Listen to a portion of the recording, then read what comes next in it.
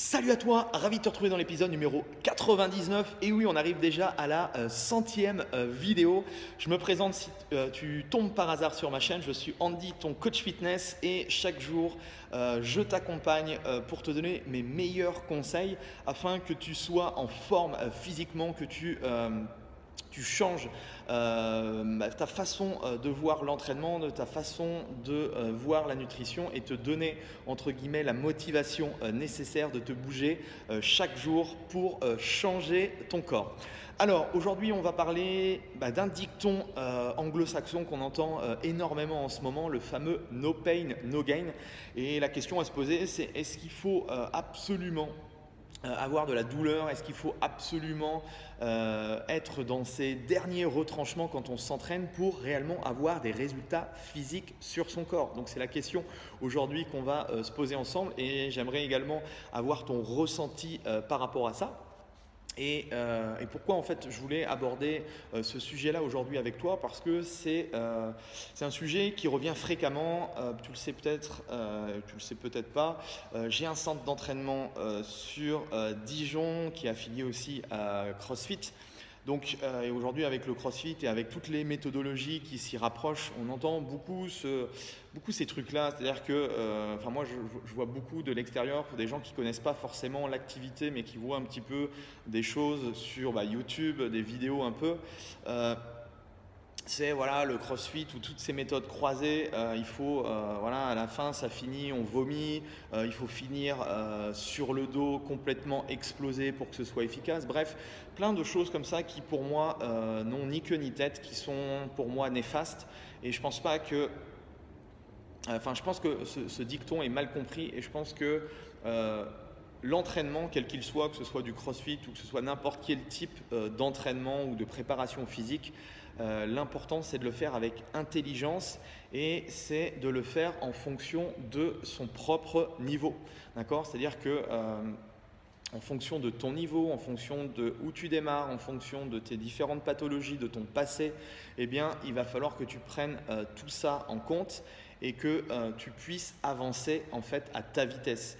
Et l'une des erreurs que l'on fait fréquemment, surtout si on n'est pas accompagné, si on n'a pas un encadrement des professionnels qui sont là pour t'aider, t'aiguiller, eh bien souvent voilà, les entraînements ça ressemble à des choses qu'on a pu piquer un petit peu sur internet ou qu'on a pu piquer d'athlètes de très très haut niveau, et on se dit si on fait les mêmes programmes que nos athlètes préférés, eh bien on va devenir comme eux.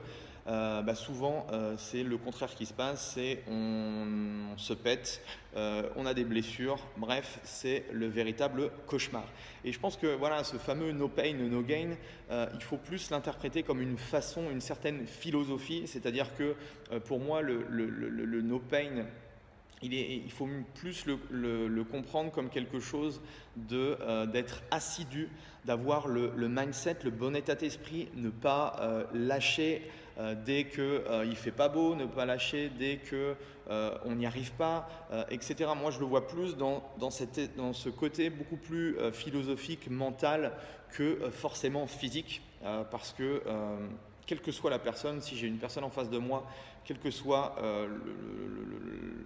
le niveau physique, c'est très simple entre guillemets de dégommer une personne, qu'elle ait un niveau physique très faible, certes c'est super facile, mais si j'ai un très bon sportif, c'est aussi très facile de le mettre en échec et de le faire finir sur les rotules. Mais je ne pense pas que physiologiquement, biomécaniquement, ce soit réellement nécessaire de te mettre en fait dans des états pareils pour avoir une réponse positive de l'entraînement. Et donc je voulais vraiment t'alerter par rapport à ça. Je pense qu'on pourrait en parler pendant des heures, mais l'idée, voilà, tu as compris le message, c'est que il faut s'entraîner de manière intelligente. C'est pour ça que quand tu t'entraînes avec un coach, si tu as un coach, ou si tu t'entraînes dans une box CrossFit, ou si tu t'entraînes dans un centre de coaching ou dans un club de fitness, ou toi si tu t'entraînes tout seul à l'extérieur ou autre, L'idée, c'est vraiment de comprendre en fait ce que tu fais, quoi. Par exemple, le CrossFit, c'est pas une succession d'exercices que tu fais bêtement le plus vite possible. C'est simplement une réflexion par rapport à des schémas moteurs, par rapport à des mouvements spécifiques qui vont être intéressants ensuite quand tu vas sortir de la séance. Si toi tu fais du sport pour ton bien-être, eh bien comment ces exercices que tu as mis en place dans la session vont être intéressants pour toi dans ta vie de tous les jours, ou si tu es plus dans le côté sportif, amélioration des performances, ou si tu veux performer en faisant des compétitions de CrossFit ou autre, eh bien c'est comment l'entraînement va te permettre d'être meilleur, d'accord.